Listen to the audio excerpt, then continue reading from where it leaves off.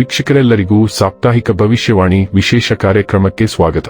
ಸ್ನೇಹಿತರೆ, ಜನವರಿ ತಿಂಗಳ ಈ ವಾರವು ಈ ವಾರದ ಗ್ರಹಗಳ ಚಲನೆಗೆ ಸಂಬಂಧಿಸಿದಂತೆ ಸೂರ್ಯನು ಮಕರ ರಾಶಿಯಲ್ಲಿರುತ್ತಾನೆ. ಕೆಲಸ ಮತ್ತು ಜವಾಬ್ದಾರಿಗಳ ಮೇಲೆ ಹೆಚ್ಚಿನ ಗಮನ ಹರಿಸುತ್ತಾನೆ.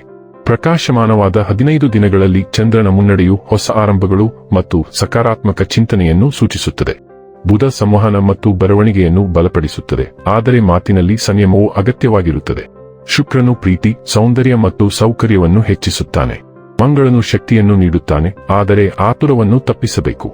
ಗುರುವು ಬುದ್ಧಿವಂತಿಕೆ ಮತ್ತು ಮಾರ್ಗದರ್ಶನವನ್ನು ನೀಡುತ್ತಾನೆ. ಶನಿಯು ಕಠಿಣ ಪರಿಶ್ರಮ ಮತ್ತು ಶಿಸ್ತಿಗೆ ಪ್ರತಿಫಲವನ್ನು ತರಲಿದ್ದಾನೆ.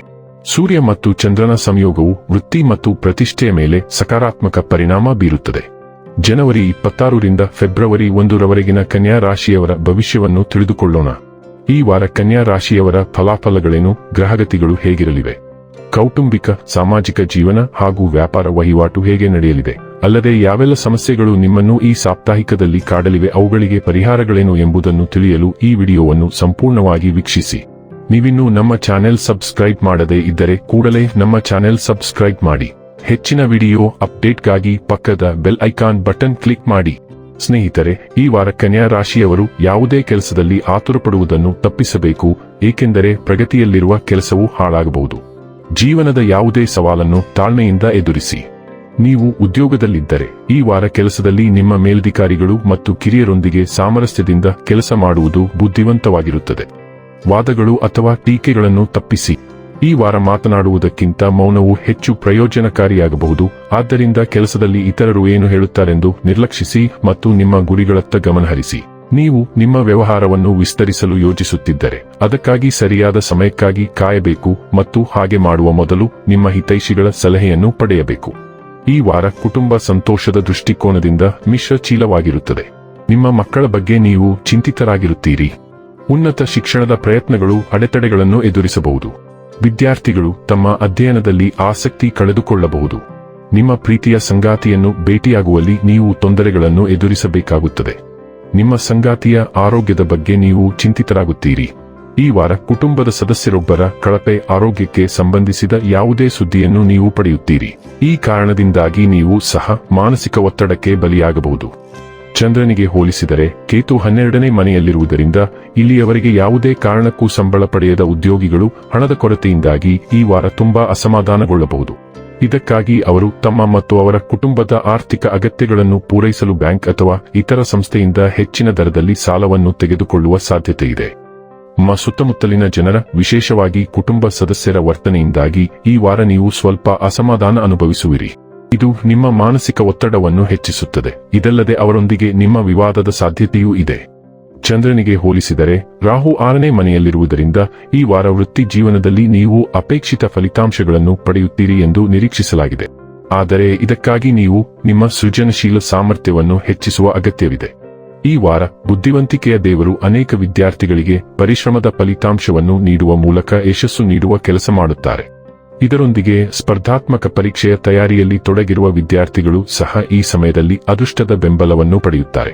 ನೆಪ್ಚೂನ್ ಸಂಚಾರವು ಮೇಷರಾಶಿಗೆ ಪ್ರವೇಶಿಸುತ್ತದೆ ಮತ್ತು ಈ ಗ್ರಹವು ಹಲವು ವರ್ಷಗಳ ಕಾಲ ಇಲ್ಲಿಯೇ ಇರುತ್ತದೆ. ಆದ್ದರಿಂದ ನಿಮ್ಮ ಹಣಕಾಸಿನ ವಿಷಯಗಳಲ್ಲಿ ಕ್ರಮೇಣ ಆದರೆ ನಿಧಾನವಾದ ಘಟನೆಗಳು ನಡೆಯುತ್ತವೆ. ದೊಡ್ಡ ಸಾಲಗಳನ್ನು ಮರುಪಾವತಿಸಲು ಕೆಲವು ಅವಕಾಶಗಳು ಇರುತ್ತವೆ. ಆದ್ದರಿಂದ ಉತ್ತಮ ಮರುಪಾವತಿ ಯೋಜನೆಗಳನ್ನು ಮಾಡಲು ಈ ಸಂಚಾರವನ್ನು ಬಳಸಿ. ಕೆಲವು ಹಣಕಾಸು ಯೋಜನೆಗಳು ನಿಮಗೆ ಗೊಂದಲವನ್ನುಂಟು ಮಾಡುತ್ತವೆ, ಆದ್ದರಿಂದ ನೀವು ಹಣಕಾಸು ತಜ್ಞರ ಬೆಂಬಲವನ್ನು ಪಡೆಯುವುದನ್ನು ಖಚಿತಪಡಿಸಿಕೊಳ್ಳಿ. ಇಲ್ಲದಿದ್ದರೆ ನೀವು ಮತ್ತೆ ಕೆಲವು ಬಲೆಗಳಲ್ಲಿ ಬೀಳುತ್ತೀರಿ. ದಯವಿಟ್ಟು ಯಾವುದೇ ರೀತಿಯ ಅನಧಿಕೃತ ಹಣಕಾಸು ಯೋಜನೆಗಳನ್ನು ಸಹ ತಪ್ಪಿಸಿ, ಏಕೆಂದರೆ ಅವು ಹೊರಗೆ ಬಹಳ ಆಕರ್ಷಕವಾಗಿ ಕಾಣುತ್ತವೆ, ಆದರೆ ಗುಪ್ತ ಶುಲ್ಕಗಳು ಇರುತ್ತವೆ. ಈ ನೆಪ್ಚೂನ್ ಆಧ್ಯಾತ್ಮಿಕ ಆಸಕ್ತಿಯನ್ನು ಸಹ ತರುತ್ತದೆ. ಕೆಲಸ, ಆರೋಗ್ಯ ಮತ್ತು ದಿನಚರಿಯ 6ನೇ ಮನೆಯ ಮೂಲಕ ಬಹುಗ್ರಹಗಳು ಚಲಿಸುತ್ತಿವೆ. ಕೆಲಸದಲ್ಲಿ ಖಂಡಿತವಾಗಿಯೂ ಹೆಚ್ಚಳ ಕಂಡುಬರುತ್ತದೆ ಮತ್ತು ಅದು ನಿಮ್ಮನ್ನು ಸ್ವಲ್ಪ ಆಯಾಸಗೊಳಿಸಬಹುದು. ಸಹೋದ್ಯೋಗಿಗಳೊಂದಿಗೆ ಕೆಲಸದ ಸ್ಥಳದಲ್ಲಿನ ಚಲನಶೀಲತೆಯು ಸಮಸ್ಯೆಯಾಗುತ್ತದೆ, ಏಕೆಂದರೆ ವಾದಗಳಿಗೆ ಅವಕಾಶಗಳಿವೆ. ಆದ್ದರಿಂದ ಕಚೇರಿ, ರಾಜಕೀಯದಂತಹ ಯಾವುದನ್ನಾದರೂ ಚರ್ಚಿಸುವ ಬದಲು ನಿಮ್ಮ ಕೆಲಸದ ಮೇಲೆ ಗಮನಹರಿಸಿ. ಹೊಸ ಉದ್ಯೋಗಾವಕಾಶಗಳು ಬರಬಹುದು ಮತ್ತು ನೀವು ನಿಮ್ಮ ಕೆಲಸದ ಮಾದರಿಯನ್ನು ಮರು ನಿಗದಿಪಡಿಸಿದ್ದೀರಿ. ನಿಮ್ಮ ಆಹಾರ ಕ್ರಮವೂ ಸಹ ಉತ್ತಮವಾಗಿರಬೇಕು, ಏಕೆಂದರೆ ಈ ಗ್ರಹಗಳು ಹೊಟ್ಟೆಯ ಕೆಳಭಾಗದ ಮೇಲೆ ಪರಿಣಾಮ ಬೀರುತ್ತವೆ.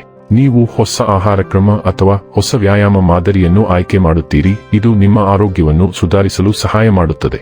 ಮಂಗಳವು ನಂಬಿಕೆ ಮತ್ತು ನಂಬಿಕೆ ವ್ಯವಸ್ಥೆಯ 9ನೇ ಮನೆಯ ಮೇಲೆ ಪ್ರಭಾವ ಬೀರುತ್ತದೆ. ಆದ್ದರಿಂದ ನೀವು ವಿವಿಧ ತತ್ವಶಾಸ್ತ್ರಗಳು ಮತ್ತು ದೇವತಾಶಾಸ್ತ್ರವನ್ನು ಕಲಿಯಲು ಆಸಕ್ತಿ ಹೊಂದಿರುತ್ತೀರಿ.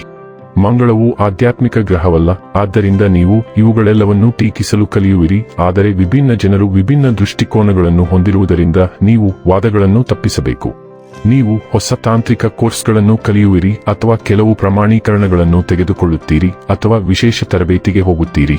ನೀವು ದೀರ್ಘ ಪ್ರವಾಸಗಳನ್ನು ಸಹ ಯೋಜಿಸಬಹುದು, ಆದರೆ ವಲಸೆ ಸಂಬಂಧಿತ ಸಮಸ್ಯೆಗಳಿರುತ್ತವೆ, ಆದ್ದರಿಂದ ನೀವು ಅವುಗಳನ್ನು ಬುದ್ಧಿವಂತಿಕೆಯಿಂದ ನಿರ್ವಹಿಸಬೇಕಾಗುತ್ತದೆ.